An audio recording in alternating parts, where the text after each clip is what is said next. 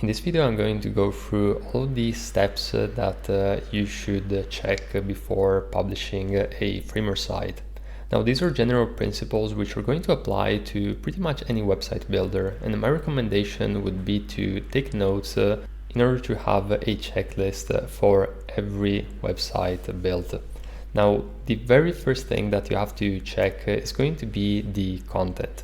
Now, this includes spelling and grammar and just general consistency.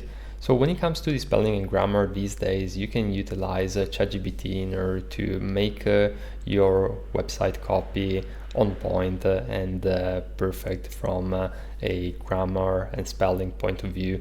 And when it comes to the consistency, you want to be sure that the website overall is using fonts, colors, and styles consistency.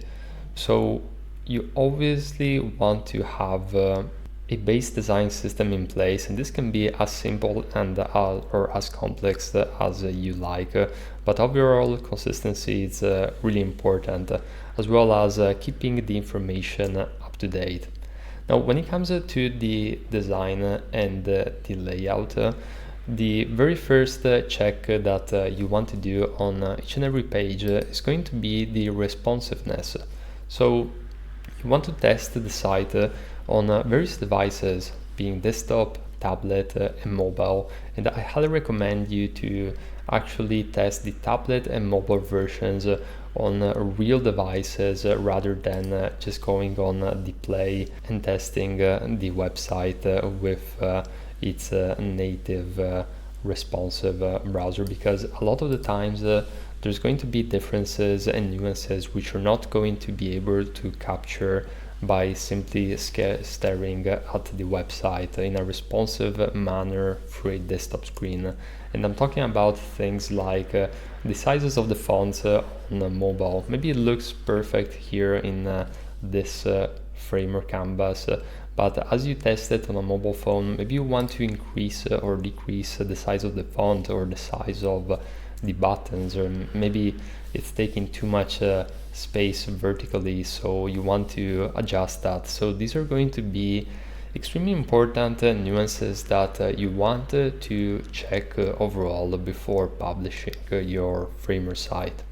Now, on top of that, a very easy thing to forget as you're working on a website is to check if the navigation is working properly and if all of the links or redirecting to the correct pages. So navigation is going to be one of the top checks, as well as checking the visuals or the images in high quality. Are they properly aligned and optimized on your website? And is the white space adequate? This is one of the things which are very easily missed as we're working on a website. As maybe we want to reduce the white space or increase the white space because as we were using it from a user perspective, it's not going to be as good or as practical as when we initially designed the website on Framer in the first place.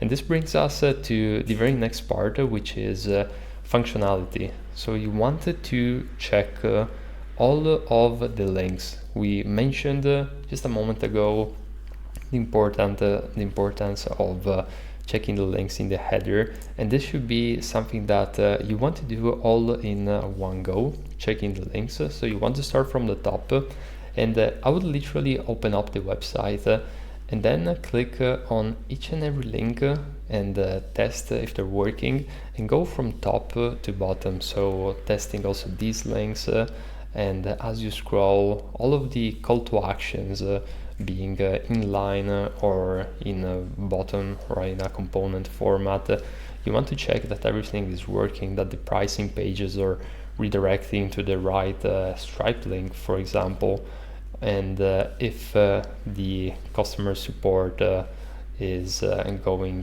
to be connected and working within the right call to actions. So these are things that you always want to check out, as well as the interactivity part of the individual buttons, and if they are working as intended, if the hover effects are working, if the pressed effects are in the right or utilizing the right structure, and overall just checking the interactivity from that point of view.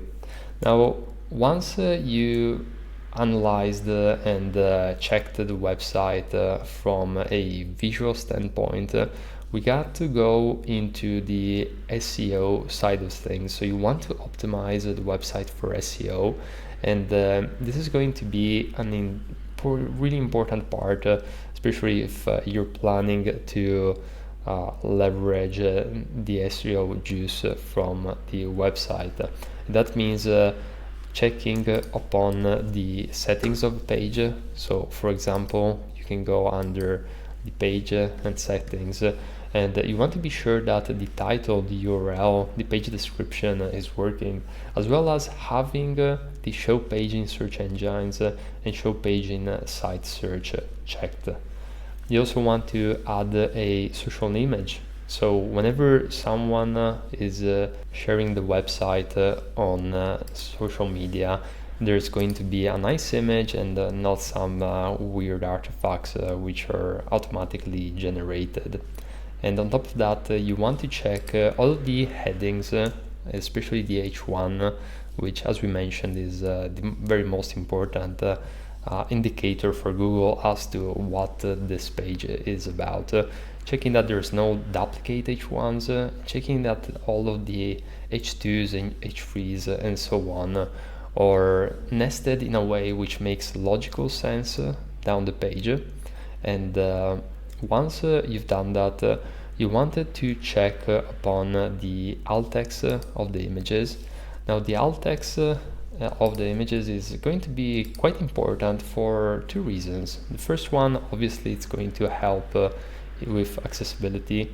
So there's going to be users which are going to utilize some specific devices, and the alt text are going to help them understand the context of the images, since there have maybe some disabilities or elements which prevent them to see the images as well. So we want to always be mindful of all audiences and create a great user experience for everybody.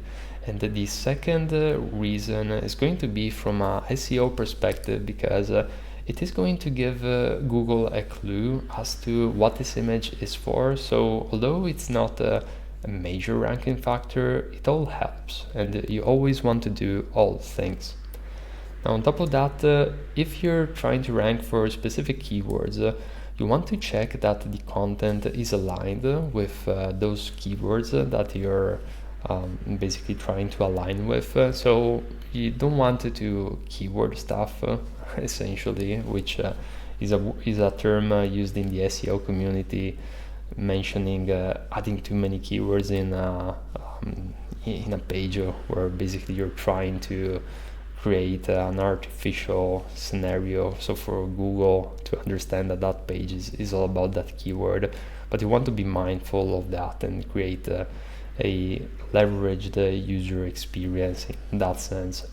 And once you cover all of the SEO features, which by the way I cover in I talked about in much more depth in another video on the course and channel, is we have to check the performance. So you want to check the loading time, and usually I use Google Site Speed in order to check that, as well as a tool from Pingdom, which you can simply search on Google Pingdom Site Speed, and you're going to find that free tool, which is essentially going to help you understand how much it's taking for a website to load, and you can check if overall it's optimized. So try to do everything that you can in order to optimize the site speed as much as you can. Don't keep the images super high quality, for example, if it's not needed, and all of the other best practices which we mentioned previously. So after that, I would say keep an eye on accessibility. I have an entire video on how to check for accessibility, so I won't go into that depth, but an accessibility audit is essential for each and every website. And you also wanted to go into the technicalities of setting up analytics and tracking codes if those are needed.